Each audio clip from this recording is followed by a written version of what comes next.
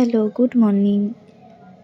আমি গুলটের খাবার রান্না করছিলাম আর গুলটে মানে বকবক করছিল। দাঁড়াও আমি শোনাচ্ছি। সারাক্ষণ চেঁচাই। তো এই যে আমি এইখানে ওর ভাত রান্না করছিলাম আর বাবু মশাই এইখানে বসেছিল।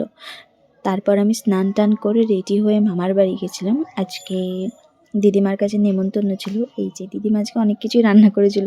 তো এইখানে আমি যাই হোক কিছু একটা বলেছিলাম, সেই জন্যে কথা বলছিল আমার সাথে। আজকে এই রান্নাগুলোই হয়েছিল, খিচুড়ি হয়েছিল, আলু ভাজা, বেগুন ভাজা, আরও অনেক কিছু, এঁচোড়ের তরকারি, চাটনি। তো তারপরে আমি খাওয়া দাওয়া করে বাড়ি চলে আসছিলাম আর এইখানে ভিডিওটা আমার মা করে দিচ্ছিল আর পেছনে আমার বাবা আমায় ভেঙাচ্ছে। তো তারপরে বাড়ি এসে আমি এখানে চা বানিয়েছিলাম। শীতকাল, আমাদের এখানে প্রচুর ঠান্ডা পড়েছে, তোমাদের ওখানে কেমন ঠান্ডা পড়েছে জানিও আমাকে। তারপর আমি ম্যাগিও খেয়েছিলাম। আজকে আমার দিনটা এরমভাবেই কাটলো।